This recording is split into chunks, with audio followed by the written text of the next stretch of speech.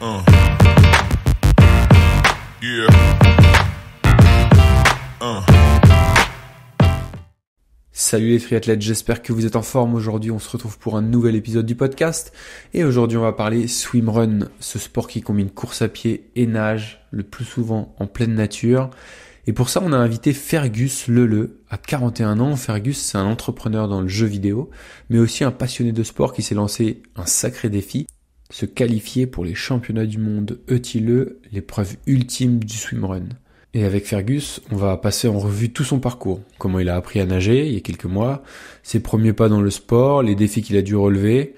Je vous spoil un peu, mais on va parler de mal de mer ou de gestion d'un programme d'entraînement avec une vie de famille. Et puis on va aussi parler de sujets concrets, par où on démarre en swimrun lorsqu'on n'en a jamais fait, comment est-ce qu'on peut structurer son entraînement, parce que c'est encore un peu différent de ce qu'on fait en triathlon, et surtout comment est-ce que lui peut concilier une ambition sportive avec les contraintes du quotidien. Alors si vous n'avez jamais fait de swimrun, je pense qu'on va vous donner les clés pour bien démarrer, et si vous êtes un peu plus expérimenté, cet épisode devrait vous donner une bonne dose de motivation pour retourner à l'entraînement, même en plein hiver. Et en parlant d'entraînement en plein hiver, je voulais vous remercier pour les retours chaleureux qu'on a eu sur l'épisode de la semaine dernière, où avec Hermano, on vous présentait notre méthode de A à Z pour planifier 2025. Si vous ne l'avez pas encore écouté, l'épisode est bien sûr dispo juste en dessous de celui-ci. Et juste avant de démarrer cet épisode, j'ai deux autres ressources à vous proposer. La première, c'est une étude qui mesure l'influence du sexe de l'athlète et de la distance de course sur les vitesses de déplacement. C'est hyper intéressant, ça nous permet d'avoir un vrai regard objectif et chiffré sur l'impact de ces deux facteurs sur la performance à haut niveau. La deuxième ressource, c'est un article sur la prépa mentale et les secrets de la motivation pour rester engagé, motivé, même en hiver, alors qu'on est fin novembre et que la météo commence à se dégrader. Comment est-ce qu'on fait pour rester motivé avec quelques astuces pour bien passer l'hiver? Les deux ressources sont disponibles en description de cet épisode et sur le blog d'opentree.fr. Il me reste plus qu'à vous souhaiter une très bonne écoute de cet échange entre Hermano et Fergus. Salut les sportifs, c'est Hermano et je suis très heureux de vous recevoir pour ce nouvel épisode du podcast Devenir triathlète X OpenTri. Aujourd'hui, on va parler avec mon invité d'un sport qui est, dont la Fédération française de triathlon est délégataire. C'est le seul pays au monde, pour autant que je sache, dont une fédération nationale est délégataire de ce sport. Donc, on va parler presque un peu de triathlon, mais pas que. Vous le savez, depuis quelques temps, je m'intéresse au swimrun et je vous ai dégoté un invité bien sympa. On va aussi pouvoir répondre à certaines demandes de notre audience qui nous dit qu'ils veulent entendre des amateurs. Je vous ai préparé une interview avec un amateur au sens noble du terme, quelqu'un qui, on vient justement d'en parler en off, se dit que si lui, il peut le faire, tout le monde peut le faire, ou du moins une bonne frange de la population. Eh bien, je suis très heureux de tendre le micro à Fergus Leleu. Salut Fergus. Salut Hermano, merci beaucoup pour ton invitation et cette présentation qui est très sympa, qui met à l'honneur les sportifs, on disait tout à l'heure, presque du dimanche, en tout cas le monsieur tout le monde, madame tout le monde dans le sport. Écoute, j'ai fait une longue présentation, je trouve, j'ai beaucoup parlé. Maintenant, je te propose de te laisser parler. Dis-nous tout, qui est Fergus Leleu? Ce qui est marrant quand on a ce genre d'interview ou de podcast, on a toujours un prisme. Alors si c'est dans la tech, on présente son parcours professionnel, là c'est sportif, mais je vais essayer de faire un mix d'un peu de tout. Je suis avant tout un père de famille. Pour moi, c'est la chose la plus importante. Avec mes deux fils, on fait pas mal d'activités, ma femme. Mais surtout, après ça, boulot et sport. Chacun le met dans l'ordre qu'il veut. En tout cas, pour moi, c'est le triptyque idéal. Donc, à la fois père, entrepreneur et sportif. Et c'est vrai que le sport a toujours été toujours une place importante dans ma vie, puisque mon père était prof de tennis. Donc, je ne suis pas devenu un grand tennisman. Ce n'est pas ma passion, les sports individuels. Beaucoup de foot, beaucoup de choses comme ça. Mais je suis revenu sur un sport dans lequel tu es un peu tout seul avec la nature ou à compter les carreaux sur le swimrun depuis quelques mois. Ouais, d'ailleurs, il faudra qu'on en parle. C'est quoi cette nouvelle manie du swimrun en solo? Mince, le swimrun, ça se fait en duo normalement. Ou alors c'est parce que t'es plusieurs dans ta tête? Non, réponse A. C'est sûr que le swimrun se fait en duo. Mais pour le premier swimrun que j'ai fait, les World Series ETILE il y a 3 semaines, je voulais connaître mon niveau. Et une fois qu'on est mon niveau connu, pouvoir trouver un ou une partenaire du même niveau et qu'on puisse progresser ensemble. Donc, c'était pour, eh bien, effectivement, le duo, c'est ce qui est le plus cool dans ce sport. Et on va en parler d'anecdotes, mais j'aurais bien aimé avoir quelqu'un avec moi pour cette, cette première course. Ça aurait été plus sympa, notamment pour faire les blagues et partager les moments un peu plus durs qu'on peut connaître dans une course. Ouais, alors surtout que toi, tu commences avec une des épreuves des World Series à Cannes, hein, sur une distance qui n'est pas négligeable. C'est un peu comme si tu commençais le tennis en allant direct à Roland-Garros, quoi. C'est vrai. Ensuite, à Roland-Garros, tu es en 1 contre 1 ou 2 contre 2 face à des gens qui peuvent être beaucoup plus forts, c'est sûr. Mais là, tu es un peu face à toi-même, face à la distance surtout. Et c'est sûr que sur cette course, ça a été encore plus long pour des raisons qu'on pourra aborder, notamment le mal de mer. Et donc, au lieu de faire 42 bornes, j'en ai fait 48. Je me suis rajouté un petit peu et je pense que c'était beaucoup en zigzagant en mer avec le courant et ce fameux mal de mer. Attends, tu as nagé 48 bornes? La question, Non, question non, rhétorique. non, au total, il y a eu 48 km d'effort et le split sera à peu près, à mon avis, de 36 de course à pied et 12 de nage en mer.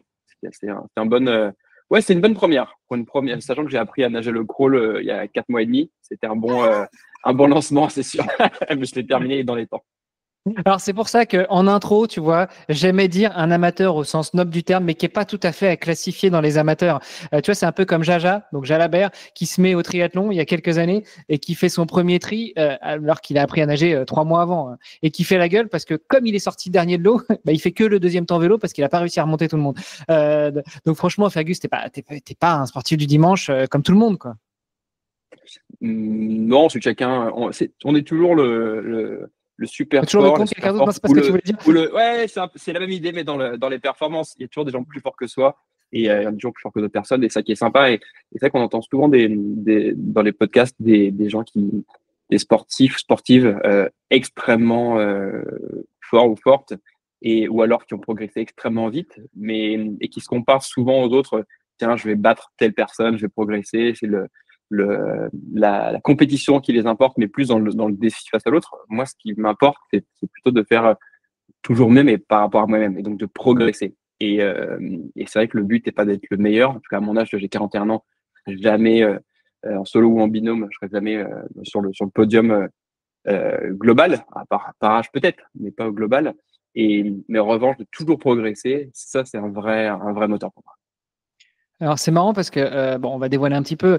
Ton objectif, c'est quand même d'aller titiller les championnats du monde au tilo de la distance, enfin de la discipline en swimrun.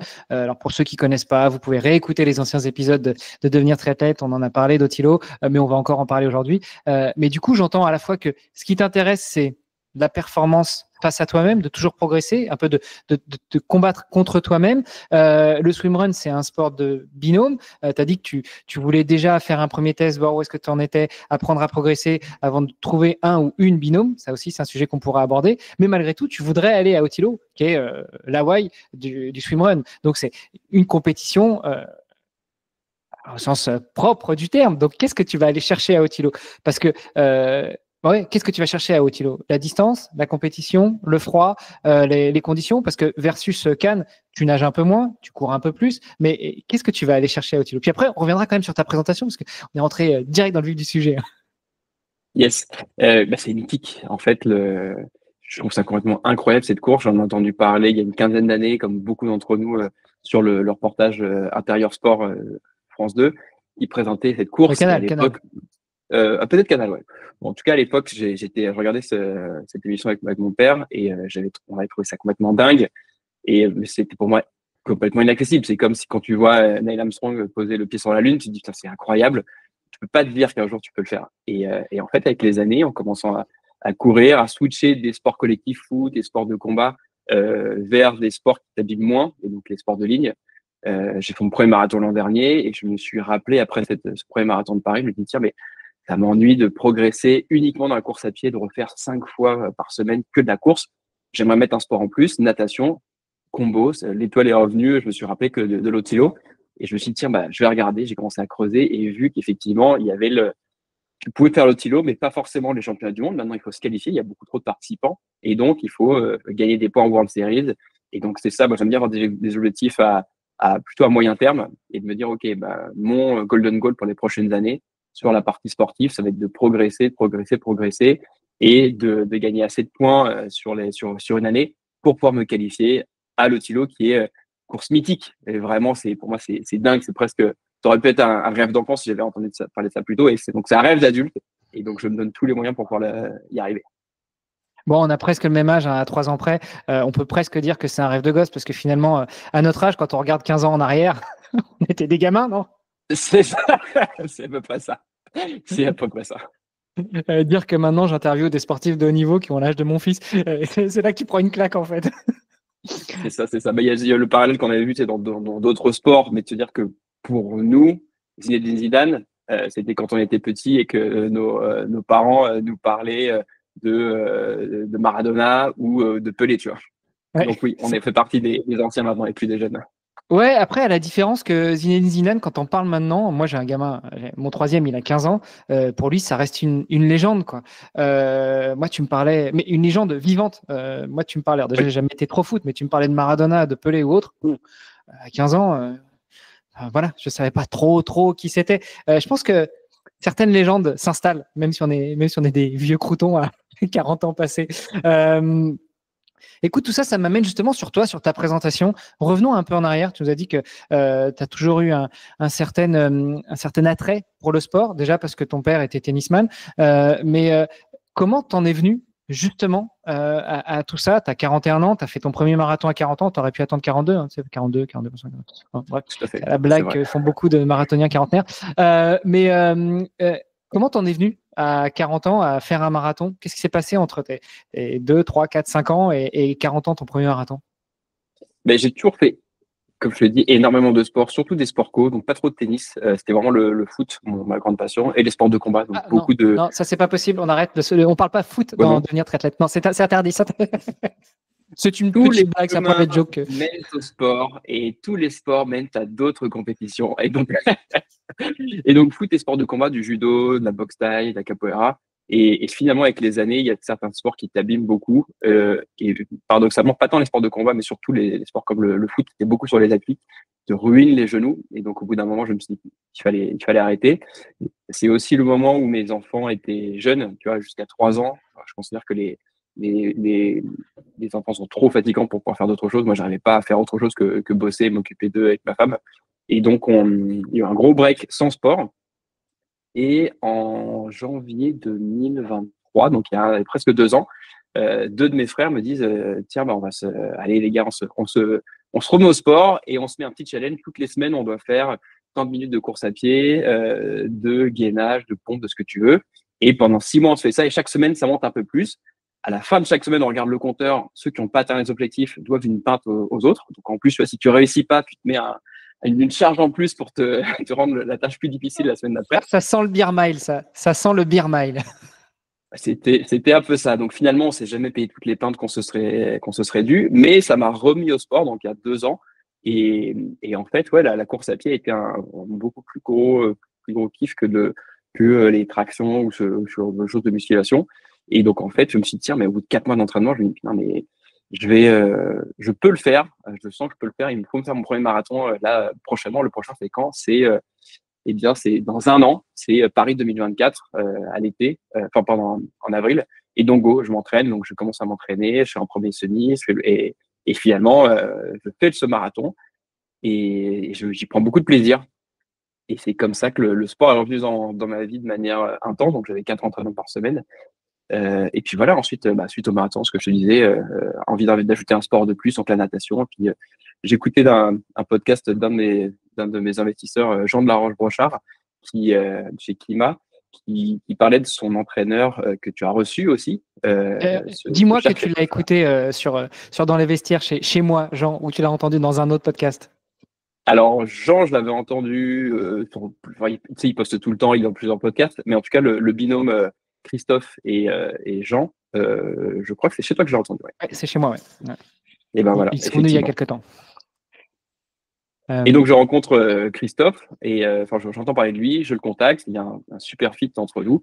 Et donc, je me dis, tiens, c'est super, c'est vraiment avec lui que j'ai envie de passer les les prochaines années d'entraînement pour atteindre mon objectif qui est d'aller gagner mon ticket pour le championnat du monde d'Otilo en Suède. Quand tu disais Paris 2024, tu n'as pas fait le marathon des JO, tu as fait le marathon de Paris en avril 2024, c'est ça? Ouais, je me suis planté effectivement. C'était avril 2024, le marathon de Paris. Ouais, donc ça veut dire que finalement, ta prépa entre ton premier marathon et les OTO World Series qui étaient en octobre à Cannes, ça a été flash, quoi. Ouais, ça a été. J'ai commencé la natation. J'ai pris 3 semaines de pause après le marathon. J'ai appelé Christophe au mois de mai. On a commencé à s'entraîner. Donc, c'est ça, mi-mai jusqu'à mi-octobre, c'est parti.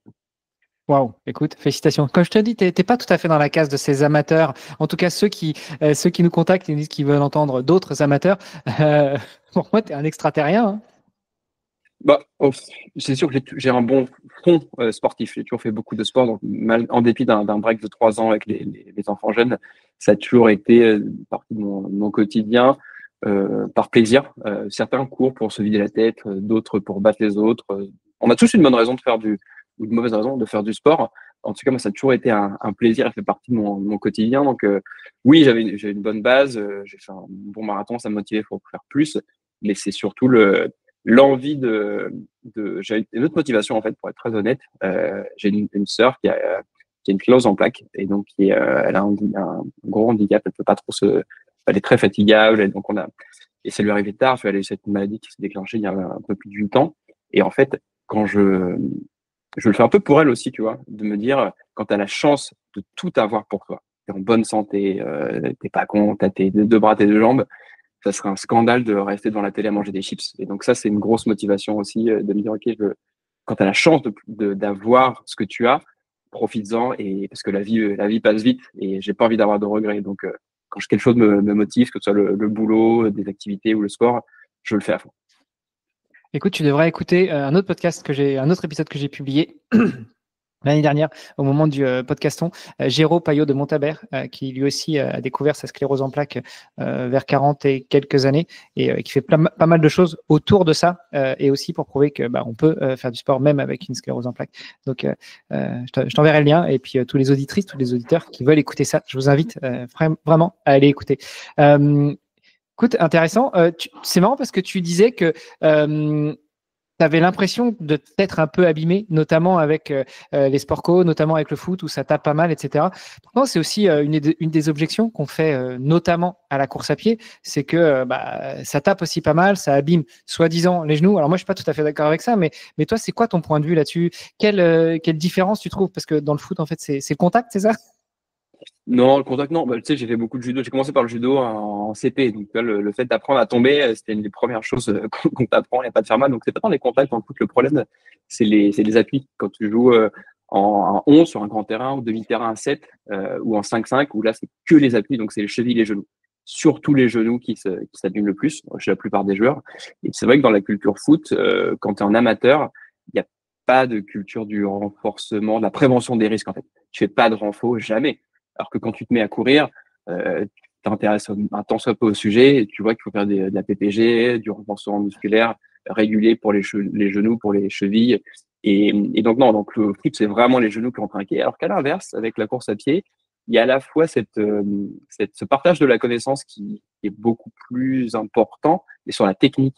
Donc, tu as tous les grands sujets avant de passer aux gains marginaux, mais typiquement je m'abîme pas du tout avec la course à pied, ou alors quand ça arrive d'avoir certaines douleurs, tu peux très vite trouver comment le régler, notamment avec des étirements, avec du renforcement musculaire, et donc de faire passer ces petits bobos.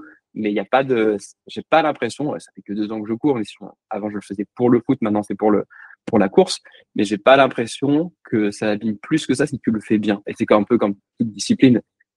Si tu forces comme un malade au javelot ou au tennis, tu vas forcément t'abîmer l'épaule. Si tu le fais avec plus de souplesse, peut-être moins de chances de t'abîmer. Et la course à pied, je pense que c'est pareil, comme la natation. C'est intéressant ce que tu dis parce que, mine de rien, c'est un sujet qu'on aborde aussi souvent avec la communauté du Let's Trail podcast. Allez, j'en remets une couche pour Nico. C'est cette fameuse phrase du renfort, il en faut. Mais il y a tellement peu de gens qui s'en rendent compte. Je pense qu'on est tous passés et malheureusement, il y en a beaucoup trop qui restent sur il faut courir, je cours. Pourquoi est-ce que je remplacerais une séance de course à pied par une séance de renfo? En fait, c'est nécessaire, ça fait partie de l'entraînement. Au-delà de parler de tous les gains marginaux, c'est nécessaire. Ça évite les blessures, ça permet de renforcer le corps, etc. Enfin, c'est exactement ce que tu viens d'exposer, quoi. Ouais, c'est clair. Et tu vois, ce que me disait Christophe, qui est très juste, donc mon entraîneur, ça sert à rien d'essayer de progresser trop vite parce que as beaucoup plus de chances de te casser, de t'abîmer. Si tu t'abîmes, et ben pendant 2, 3 mois ou t'as un temps de repos imposé, qui va te faire perdre tous les acquis que tu as eus. Alors que si tu fais une progression qui peut être, alors pas lente, mais moins explosive, et bien, tu vas gagner du temps au final parce que tu vas pas t'abîmer. Donc, tu n'auras pas de temps de repos forcé de plusieurs semaines ou de plusieurs mois. Et c'est un peu là vraiment effectivement, je te rejoins sur le fait que la PPG, le renforcement musculaire sont indispensables à la fois pour progresser, mais avant tout, à mon sens, pour ne pas se blesser. Et c'est ça la chose la plus importante.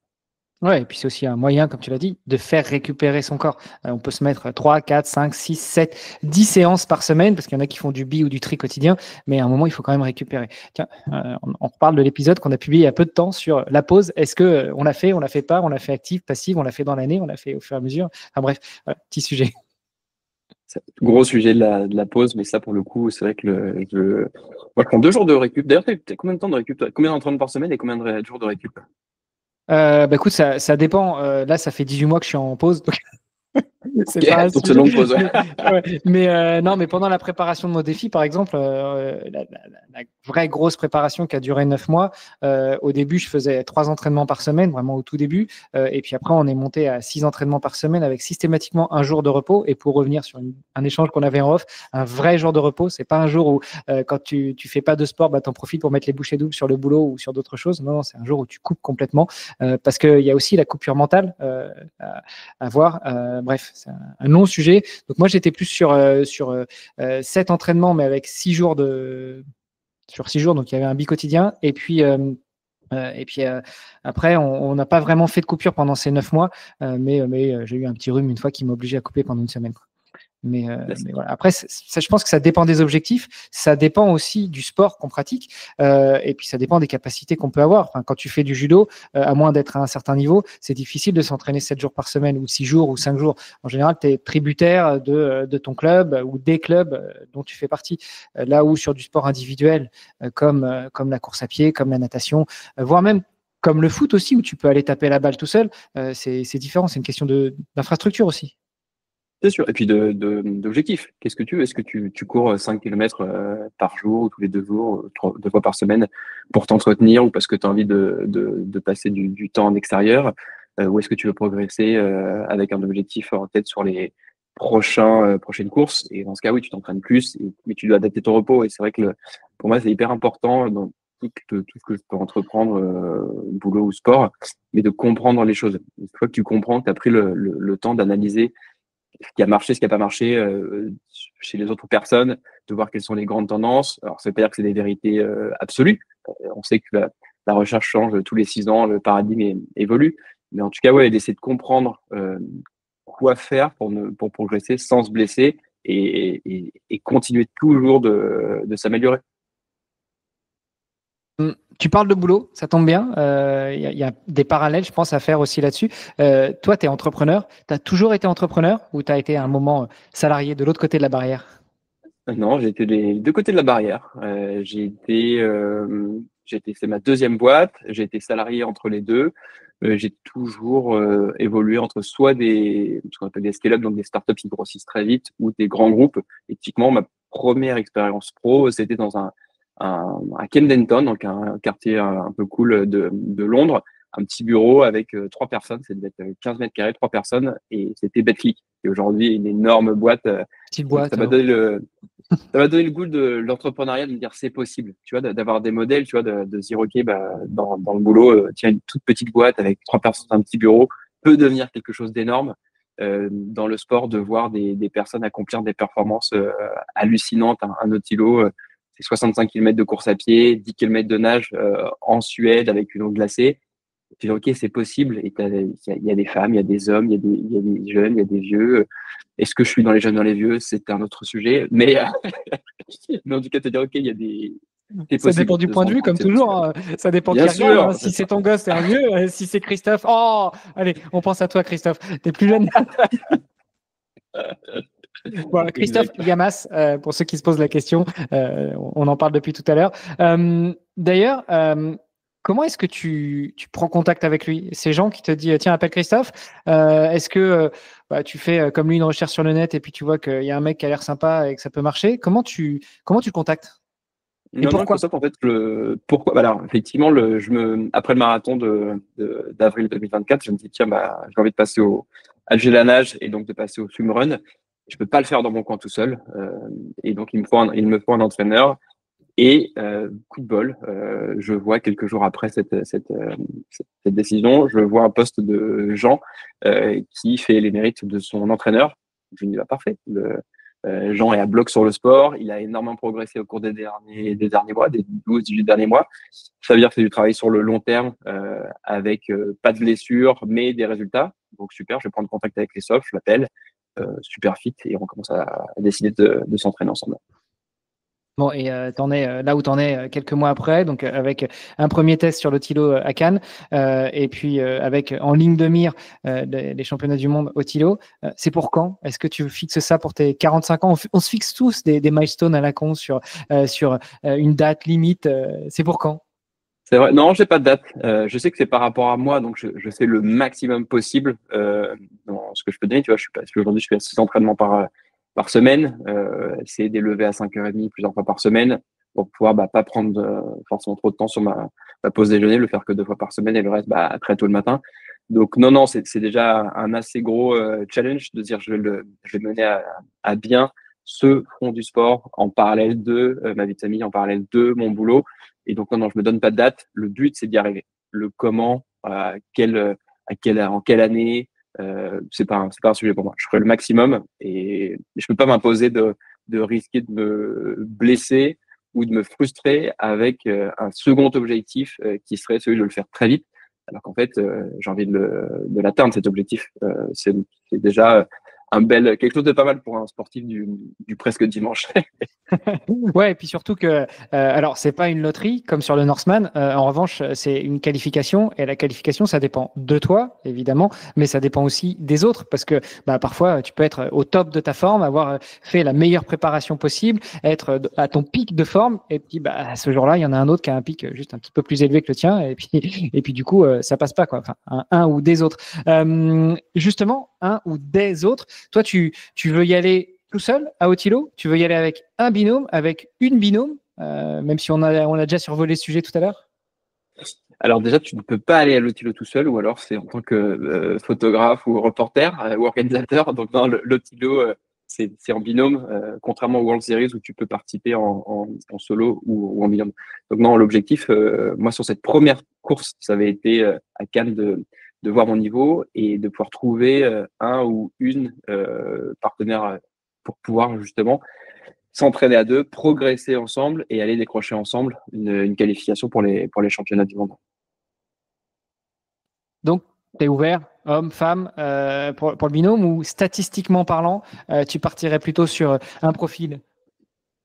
Alors, c'est sûr que statistiquement parlant et connaissant le niveau en swimrun, j'aurais plus de chances d'atteindre mon objectif en participant en course avec une femme.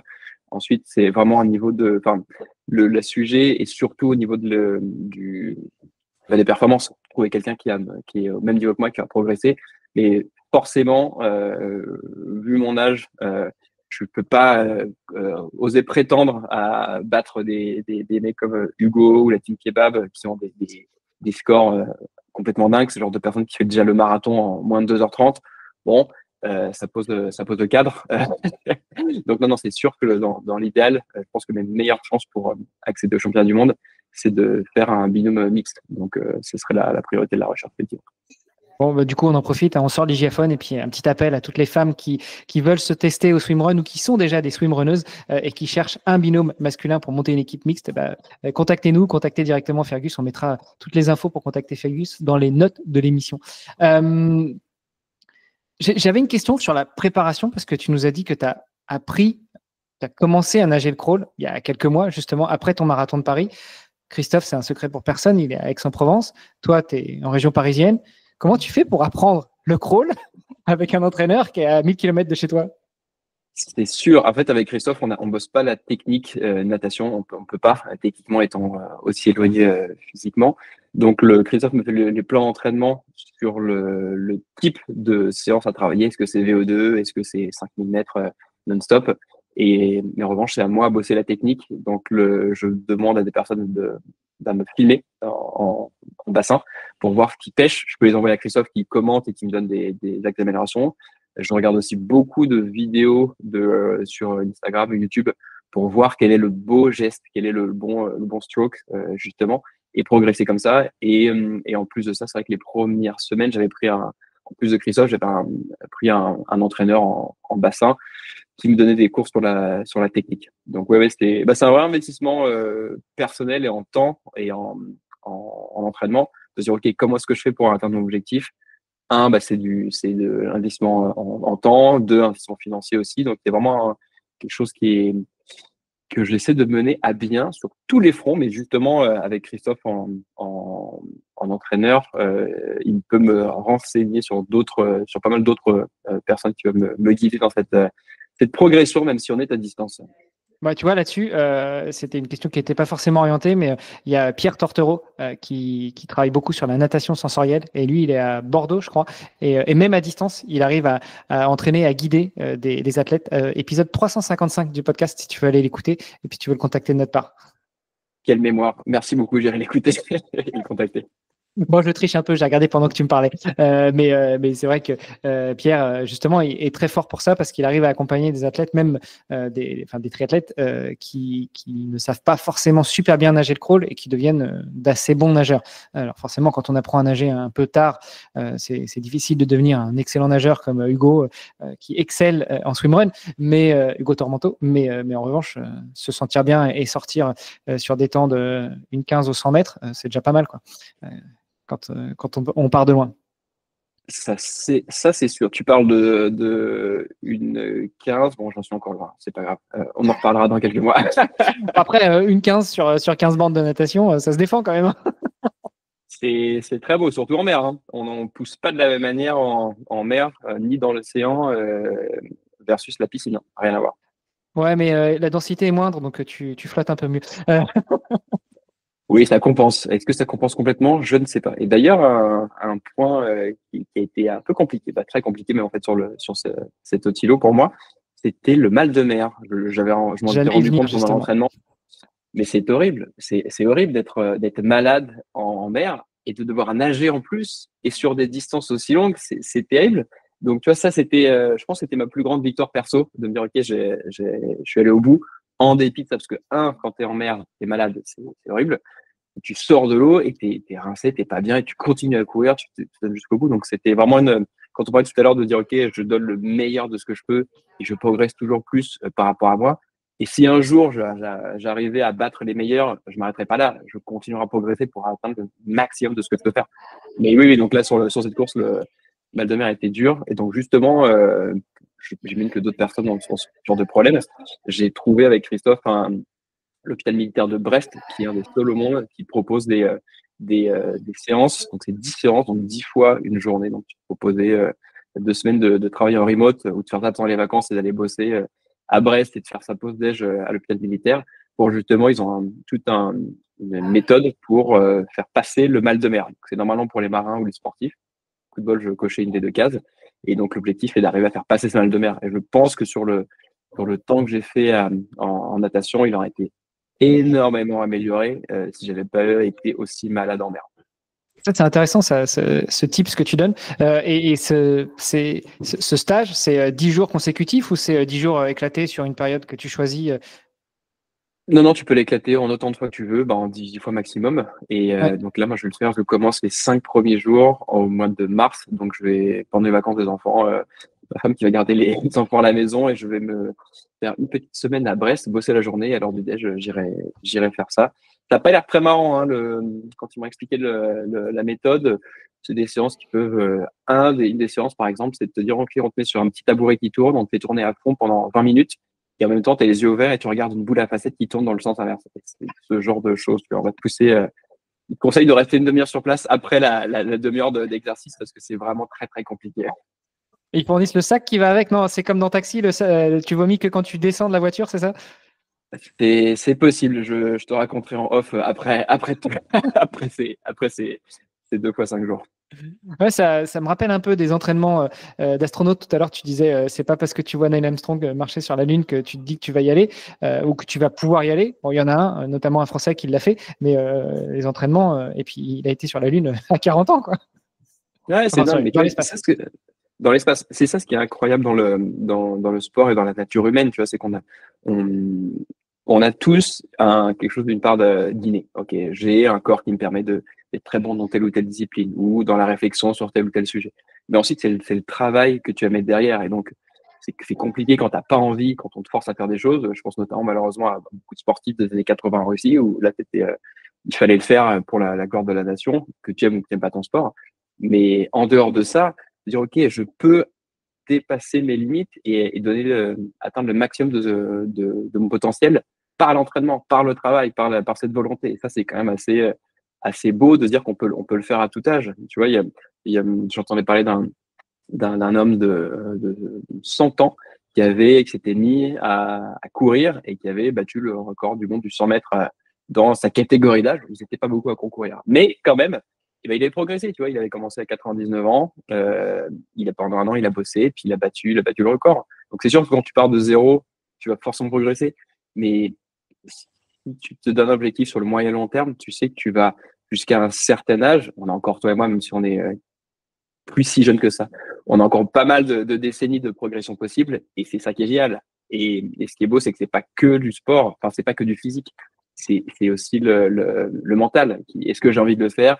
Bah oui. Est-ce que j'ai pas envie de le faire? Non, mais il y a certains matins où c'est plus dur de se lever hyper tôt ou d'aller se dire, tiens, là, je vais aller nager 5 km et j'ai peu de temps pour le faire ou je vais me lever à 5 heures pour aller faire 1 heure et demie de course parce que j'ai un train à 9 heures. Ben, tu le fais. C'est pas toujours facile, mais si tu gardes en tête ton objectif, c'est quand même assez beau de se dire, OK, je l'ai fait. On peut toujours faire des choses qui nous animent, un peu comme la flamme. Ouais, c'est aussi une des raisons moi, qui m'a beaucoup guidé pendant mon entraînement. C'était ce fait de dire il pleut comme vache qui pisse, mais en revanche, quel plaisir quand tu rentres de 2 heures sous la flotte et de te passer la porte et de te dire punaise, je l'ai fait. Ça aussi, c'est un beau driver. Mentalement, en fait, c'est non seulement le fait de se mettre un coup de pied pour y aller, une fois que tu y es, tu prends du plaisir ou pas, soit, mais surtout, une fois que tu rentres, toi, anticiper la fin et se dire là, je vais prendre un pied énorme, donc je vais y aller de toute façon. C'est ça. Il y a de ça. On a tous nos drivers, tu vois. Toi, c'est peut-être le moment où tu vas prendre ta douche chaude après avoir couru 2 heures et demie, 3 heures sous la pluie.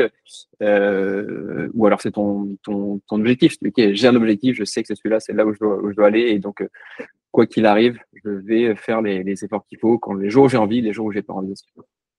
Tu parles justement de cet aspect mental qui te permet d'aller chercher ce qui te manque ou ce qui va te permettre d'atteindre ton objectif. On a parlé aussi tout à l'heure, enfin, tu as lancé le terme de gains marginaux, qui est un terme que j'apprécie beaucoup. Toi, dans cette préparation de néo swimrunner, quels sont les gains marginaux que tu vas chercher? Le mental, le sommeil, l'hydratation, l'alimentation, la nutrition, c'est un tout, l'hygiène de vie. Qu'est-ce que tu vas chercher comme gains marginaux? Eh bien, étant un sportif du presque dimanche, j'en suis pas encore à devoir progresser grâce aux gains marginaux. J'ai beaucoup de choses à travailler avant ça. Donc, mais oui, oui, globalement, tu parles du sport, enfin de l'entraînement, du repos, de la nutrition. Pour moi, la base, c'est la récup. En fait, tu dois forcément bien manger, bien t'hydrater. Ça, mais c'est pour si tu veux vivre longtemps en bonne santé. Donc, c'est en dehors du sport. Mais le repos, on néglige souvent beaucoup trop, j'ai l'impression, le repos, tu ne peux pas t'entraîner fort si tu te reposes pas, si tu laisses pas ton corps récupérer de la bonne manière. D'où le fait d'organiser la semaine, d'avoir bien prévu ton planning, quel jour je m'entraîne, sur quel type d'entraînement et quel jour de repos et quelles séances vont se suivre ou pas pour être sûr de permettre au corps de se reposer en fonction des types d'efforts. Donc, gain marginal, je suis pas encore. J'essaie toujours la course épée, peut-être un peu plus, la question posturale, j'ai pas encore besoin de matériel de dingue, tu vois, juste des chaussures dans lesquelles je suis bien et qui me font pas mal au dos ou au genou. Mais ensuite, ouais, dans les gains marginaux, ça sera un sujet pour plus tard quand j'aurai plus d'autres axes d'amélioration possibles autres que cela. Bah, c'est déjà pas mal. Tu as parlé du mental. Tu fais de la prépa mentale Non, non, non, pas encore. C'est vrai qu'on n'a pas parlé avec Christophe et autant j'en sais un petit peu pour des préparations pour des compétitions sportives comme le judo par exemple, mais pas encore là. Je fais pas mal de yoga et d'étirement yoga et de cohérence cardiaque, donc respiration avec un peu de visualisation, mais j'en suis pas encore au niveau où j'ai besoin d'avoir un entraînement en plus mental, comme les très grands champions qui ont besoin de ce petit truc en plus pour passer d'un bas de podium à tenir la coupe de numéro 1. Ouais, bah tu sais, t'as pas besoin de faire beaucoup de préparation ou un entraînement spécifique pour faire de la prépa mentale. Déjà, ne serait-ce que de faire de la cohérence cardiaque, du relâchement musculaire, de l'étirement, un peu de visualisation, ça fait partie de la prépa mentale. T'es pas obligé de te réserver un créneau d'entraînement spécifique pour ça. Mais bon, tu vois, finalement, je pousse un peu, mais t'es pas si amateur que ça. Hein. Même si tu nous dis les gains marginaux, c'est pareil, j'y travaille pas encore trop. Bah si, tu parles du mental, le sommeil. Et là, un petit coucou à mon ami Bertrand Soulier qui a mis en place cette méthode SAM, sommeil, alimentation, mouvement. On voit bien que le mouvement, il vient après le sommeil et l'alimentation. Donc, c'est même pas un gain marginal, c'est la première chose qui te permet de pouvoir t'entraîner après. C'est un basique, c'est sûr. Tu peux pas, si on fait le parallèle avec un véhicule, tu peux pas imaginer partir en vacances avec un véhicule sans essence. Mais c'est la même chose. Et l'essence, pour les humains, c'est à la fois l'alimentation et le repos indispensable. Bon, dans les prochaines étapes, tu nous as dit mars, tu vas aller faire ce stage pour essayer de lever ton mal de mer. Comment tu as fait pour faire cette Otilo World Series avec le mal de mer? Parce que finalement, tu l'as découvert quand tu as commencé à nager. Exactement, ouais, bon, je me suis toujours amusé en mer, mais je n'avais jamais vraiment nagé en mer. Et là, donc, pendant l'été, cet été 2024, j'avais pas mal de séances en mer pendant les vacances. C'était sur la côte ouest Ah oui, c'était pas pendant française, la course que tu t'en es rendu compte. vers Royan. Non, non, non, donc vers Royan, je m'entraînais en mer. C'est vrai que je sentais, dès qu'il y avait un mini clapot, je sentais que c'était compliqué. J'étais vraiment, vraiment pas bien. Et là, pendant la course, oui, c'est sûr d'être à quelques centaines de mètres de la côte, ou même en ayant le corps parallèle à la côte canoise, j'étais vraiment pas bien. Et ça, c'est vraiment dur. C'est vraiment très dur d'être malade et d'essayer de performer en même temps. Donc, je m'en suis rendu compte cet été et c'était un des points d'alerte avant la course. Mais j'ai testé plusieurs médicaments, rien n'y a fait. Et donc, j'ai dû me battre contre ce mal-être physique du mal de mer pour pas abandonner et continuer à le faire quoi qu'il arrive. Et grâce justement à c'est pas de la préparation mentale, mais je le savais que de toute façon si ça arrivait, il fallait que je garde en tête le fait que mon but c'était de terminer la course et dans les temps, ce que j'ai réussi à faire. Et c'est vraiment ce qui m'a permis de tenir jusqu'au bout. Oui, parce qu'en plus, tu aurais pu faire du triathlon où tu nages, puis une fois que tu as fini de nager, tu passes à un autre sport. Choisis le swimrun, donc tu nages, enfin tu cours, tu nages, tu cours, tu nages, tu cours, tu nages. Donc à chaque fois, tu remets une couche sur ton mal de mer. C'est ça, tu avais à peu près 10 fois de transition, donc 10 segments mer et 10 segments course à pied. Et effectivement, ça aurait été plus facile en triathlon sur le format par rapport au mal de mer. Mais je ne pense pas commencer le triathlon avant d'être à la retraite, parce que ça prend trop de temps. Le vélo prend beaucoup trop de temps. Si je veux autant progresser sur du triathlon que je le fais sur du swimrun, il faudrait que je double mes heures d'entraînement par semaine. C'est pas possible. J'aime bien faire les choses bien. Et pour bien les faire, il faut s'imposer une limite et ça empiéterait sur ma vie pro et perso. Donc non, là j'ai les 3 piliers, tu vois, famille, travail et sport. Et les trois, je peux les faire au max. Donc, c'est très bien. Et donc, vélo, peut-être plus tard. Et mal de mer, j'espère le faire passer. Ils ont 80% de chances de réussite. Donc, j'espère ne pas faire partie des 20% qui restent malades après tout ça.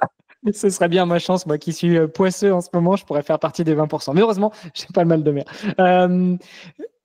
Dans les dans tes prochains objectifs, donc on a dit mars, ce stage à Brest, mais au-delà de ça, quelles sont tes courses? Est-ce que tu les as déjà programmées? Tu nous as dit que tu t'étais pas fixé de délai, de date de péremption pour aller jusqu'au championnat du monde à Haut-Îlot. Donc si ça doit prendre 1 an, 2 ans, 3 ans, 5 ans, 10 ans, fine. Donc toi, c'est quoi tes objectifs là, ton carnet de bord? Oui, carnet de bord. Alors, en fait, j'ai préparé je suis assez méticuleux dans la préparation de ce que je fais et sur les courses pour l'an prochain.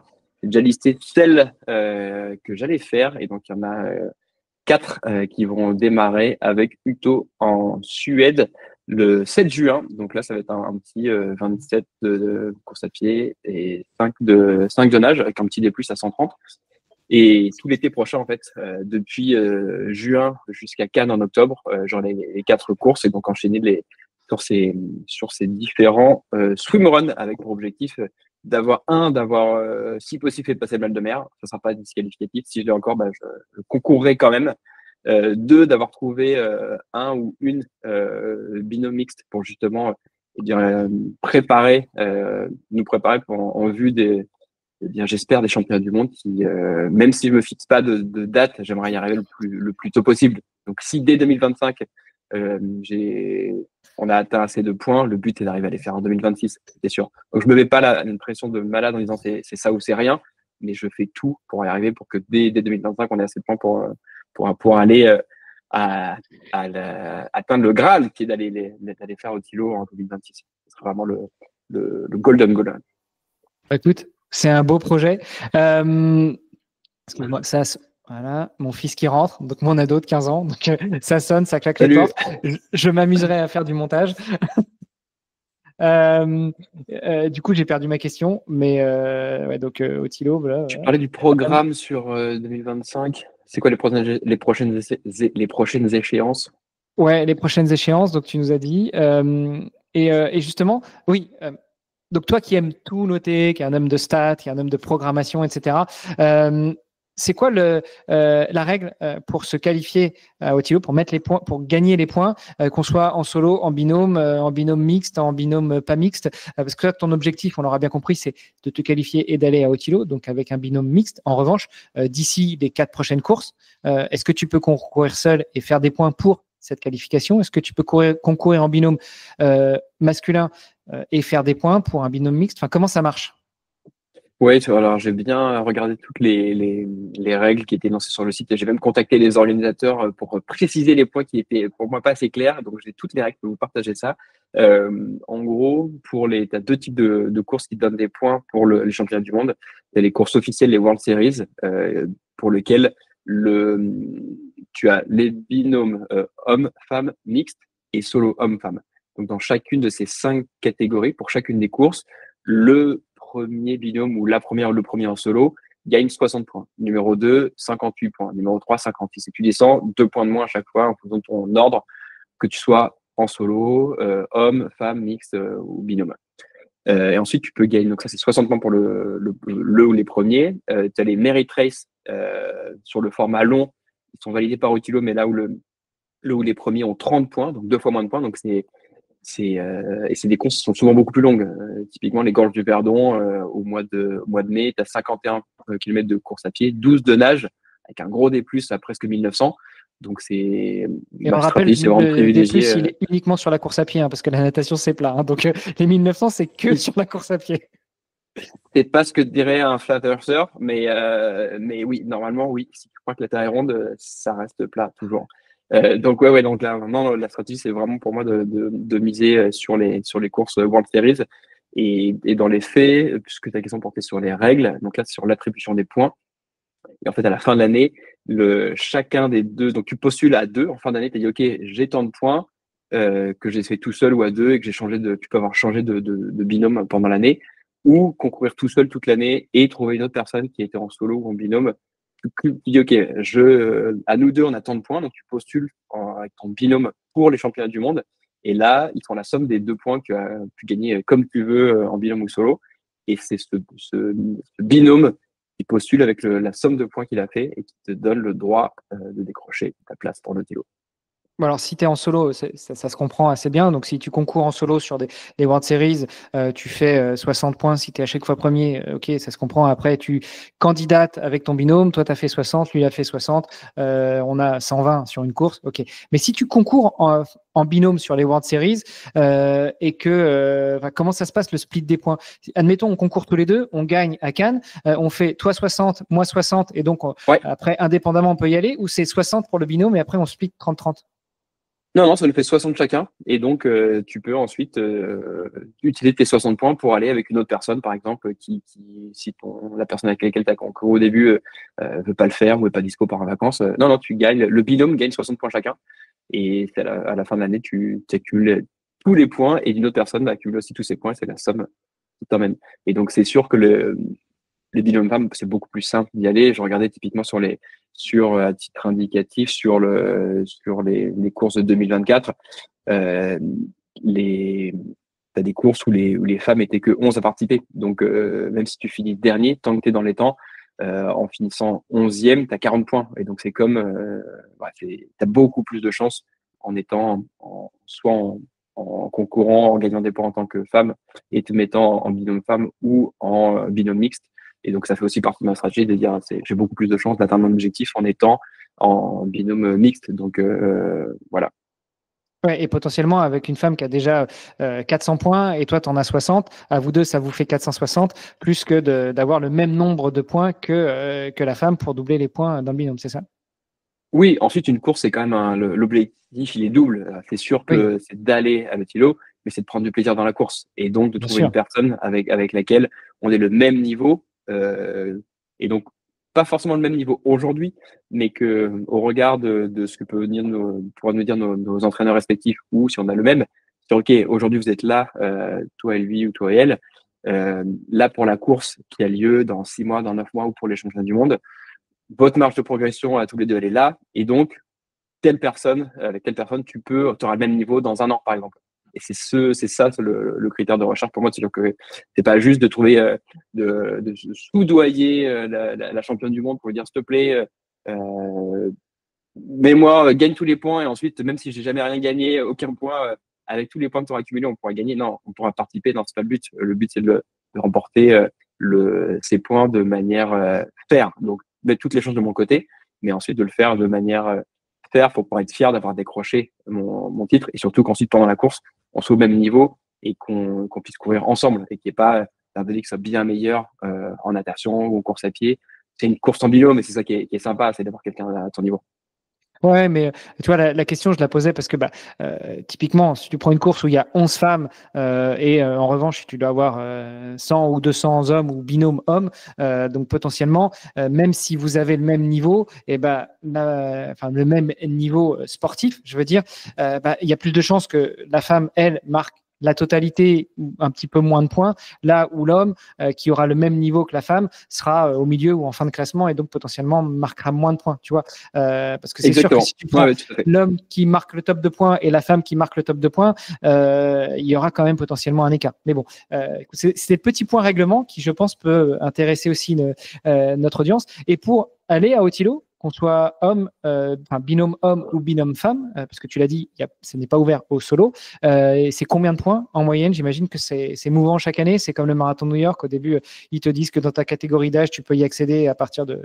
Enfin, si tu fais moins de 2h30, puis en réalité, ça s'arrête à 2h07 parce que le quota est déjà rempli, quoi. C'est ça. J'ai regardé et d'après mes calculs sur 2023-2024, il faudrait avoir un total de 160 points. Avec un total pour le binôme à 160 points, je pense que tu te qualifies. Et donc, ça veut dire sur 4 courses, donc c'est ce que je visais, c'est d'arriver à finir en 21e position ou mieux sur chacune des 4 courses. Oh. On sent que tu es un homme de stats. J'aime bien, si possible, profiter de l'instant, mais pour profiter de l'instant, il faut préparer en amont et donc, avoir bien regardé comment se déroule, quels sont les paramètres et comment optimiser tout ça. Écoute, c'était pas prévu, mais je te propose un petit instant promotionnel pour ta boîte parce que je t'avoue que j'ai pas tout compris à ce que vous faites. Donc, si tu peux, alors on sort du cadre sportif, quoique parce que tu l'as dit, hein, ça fait partie de tes 3 piliers. Le premier, c'est la famille, le deuxième, c'est le boulot, et le troisième, c'est le sport. Tu peux nous en dire un petit peu plus sur Playo? Merci beaucoup. Ouais, Playruyo, c'est une société que j'ai lancée il y a bientôt 3 ans avec des amis et d'anciens collègues. Et c'est une société qui bosse, on fait du B2B dans le jeu vidéo et en fait, on permet de faire tester des jeux instantanément. Et pas n'importe quel jeu, des jeux PC ou des jeux console. On appelle ça des playable ads, donc des publicités à jouer. Ça existe déjà sur le téléphone portable. Tu vois souvent des pubs pour les jeux, petits jeux mobiles, Candy Crush ou autre. Tu peux les essayer avant de les acheter. Il n'y avait pas de technologie qui permettait de le faire pour les jeux consoles et PC. Et donc, c'est ce qu'on a développé au cours des dernières années et qu'on a lancé cet été, à l'été 2024. C'est une des premiers beaux gros clients en ce moment. Donc, voilà, rendre le jeu PC plus accessible dans sa découverte pour les joueurs. Ouais, écoute, super. J'ai 2 dernières questions qui sont toujours les mêmes, mes 2 petites questions signature sur le podcast. La première, le podcast s'appelle Devenir triathlète. Alors, même si tu n'es pas encore sur le triathlon, mais à ton avis, comment on fait pour devenir triathlète? Quel est ta meilleure, ton meilleur conseil? Ben, tu vois, si un jour j'arrive au triathlon, ben, ça aurait été étape par étape, commencer par un sport, puis un autre, puis un autre. Et c'est vrai il y a plusieurs approches. Hein. Tu peux se dire, OK, ben, j'ai envie de démarrer le triathlon, donc si je pars de zéro, ben, je vais commencer à courir, à nager et à faire des sorties en vélo. Et petit à petit, je vais remonter les trois disciplines. Ou alors, ce qui m'arrivera peut-être un jour, de dire, OK, ben, j'ai commencé par la course à pied, j'ai ajouté la natation avec des compétitions swimrun. Et finalement, au bout d'un moment, j'ai plus de temps à consacrer à l'entraînement. Et donc, je vais pouvoir ajouter le vélo, le cyclisme. Ouais, et puis après, c'est aussi parfois une question de load balancing. Tu sais déjà, enfin, tu as déjà appris à courir et progresser en course à pied. Tu as déjà appris à nager et progresser en natation. Donc, tu n'as pas forcément le même volume d'entraînement à mettre dans chacun de ces 2 sports-là pour pouvoir continuer à progresser ou si ce n'est progresser ou du moins garder le même niveau. Et donc, ce temps, entre guillemets, d'économiser, tu peux le mettre sur une troisième discipline que serait l'apprentissage du cyclisme. Alors, je parle d'apprentissage. En général, on sait faire du vélo quand on est jeune, mais vraiment cyclisme au sens sportif du terme. Sportif, ouais, absolument. Mais c'est sûr qu'ensuite, tu as la technique, mais ensuite, tu as l'entraînement pour avoir la vitesse et l'endurance. Donc, même si tu as couru pendant des années, tu as mal couru. Et d'ailleurs, je ne veux pas casser tu verras si tu coupes cette partie ou pas. Mais j'apprends beaucoup de choses en ce moment, notamment avec Christophe, et de se dire que le fait de s'entraîner comme ce qu'on sait il y a 20 ans, faut juste courir le plus vite possible tout le temps, ça marche pas. En fait, il y a pas mal de choses à savoir, et notamment le fait d'avoir la plupart des entraînements avec un cardio à 140 qui permet de développer tes capillaires. Et donc là, en moins de 5 mois avec Christophe, j'ai réussi à passer d'un niveau d'endurance fondamentale. Donc je courais avec le cardio à 140, je courais à 6 minutes par kilomètre. Et là, en moins de 5 mois, je suis passé à 5,20. Donc, tu vois, sur chaque kilomètre, j'ai gagné 40 secondes avec le même effort. Et c'est quand même ça, c'est génial. Et tu vois, il y a plein de petites choses comme ça que tu apprends en te renseignant sur les sujets. Et donc, oui, l'entraînement, c'est à la fois des compétences techniques, mais surtout beaucoup de temps pour avoir le cardio et la vitesse qui vont avec. Bien sûr. Écoute, Fergus, merci beaucoup pour cet échange super instructif, pas que au niveau sportif. La dernière question, tout simplement, où est-ce qu'on peut te suivre, t'encourager et puis entrer en contact avec toi si on est dans le monde de la tech, des jeux vidéo, ou tout simplement si on est potentiellement un ou une binôme pour faire du swimrun avec toi?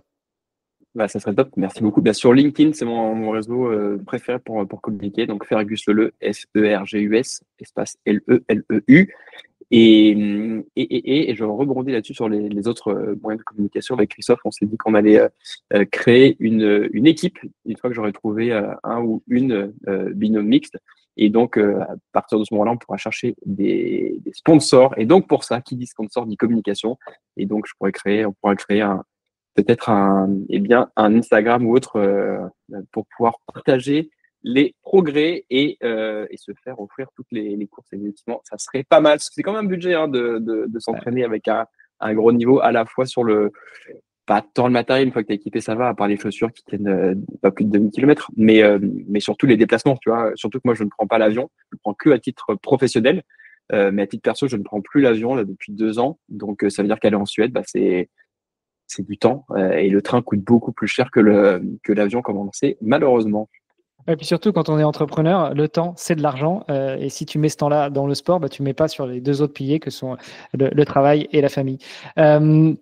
Tiens, je reviens un petit peu en arrière, mais sur la question de l'entraînement, si tu trouves un ou une binôme, un petit peu comme Christophe t'a pris en charge en étant séparé entre Paris et Aix, comment t'imagines la collaboration, justement, si c'est pas quelqu'un qui est en région parisienne comme toi, parce que le binôme, c'est un sport qui se fait à deux. Alors après, à choisir, il y en a qui prennent la longe, il y en a qui la prennent pas, mais c'est aussi un sport de niveau où il y en a un ou une qui tire le partenaire à un moment, et puis souvent, notamment Hugo en parlait très bien, ça switch, surtout sur des distances aussi longues que Cotilo. Il y en a un, quand il a un coup de moins bien, il va prendre la longe, il va se mettre devant et puis il va tirer l'autre, que ce soit en natation ou en course à pied. Et puis après, 10 km plus loin, ça va être l'inverse. Donc, comment t'imagines cette collaboration et puis cette symbiose avec ton binôme si vous êtes séparés pour de plusieurs dizaines, centaines, milliers, peut-être pas, de kilomètres pour l'entraînement? En fait, tu as 2 points. Le premier, c'est qu'aujourd'hui, tu as énormément d'outils technologiques qui te permettent de suivre les progrès et le niveau des personnes. Tu vois, avec entre ta Garmin et un Strava ou un Olio, tu peux très bien savoir qu'est-ce que tu dois faire pour arriver au niveau de l'autre. Et ensuite, c'est là où tu as vraiment besoin d'être ensemble, c'est les transitions. Et tu vois, quand on voit des reportages sur le Tilo, tu vois souvent des personnes qui sont dans 2 pays totalement différents, qui se rejoignent pour la course. Ils arrivent la veille et ils s'entraînent à faire quelques transitions ensemble, rentrer, sortir de l'eau, et le reste, ça reste une course plaisir. Donc oui, tu as de la performance, mais tu t'adaptes à l'autre pendant la course. Donc je pense que c'est sûr que c'est forcément plus simple de s'entraîner en étant dans la même ville ou dans la même région, mais si c'est pas le cas, c'est pas du tout un frein. La plupart des athlètes s'entraînent pas du tout ensemble. Des athlètes, attention, tu te définis comme un sportif du dimanche, pas comme un athlète. Ça sera peut-être un point d'attention sur votre collaboration, non? Oui, on est tous des athlètes au fond de nous, bien sûr. C'est l'état d'esprit avant tout. Exactement. Écoute, Fergus, merci encore. On te souhaite bonne continuation, bonne évolution vers cet objectif. Et puis, on suivra ça de toute façon de manière très assidue. Et puis, si vous faites de la com avec Christophe, si vous lancez des podcasts ou des mini-podcasts, ça me ferait plaisir de vous accompagner là-dessus. Génial, merci. Et merci beaucoup à toi, à la fois pour ton podcast et pour cette discussion. C'est toujours hyper sympa d'échanger ensemble. Donc, merci beaucoup, Hermano. Bonne journée à tous. À bientôt. Ciao. Damn.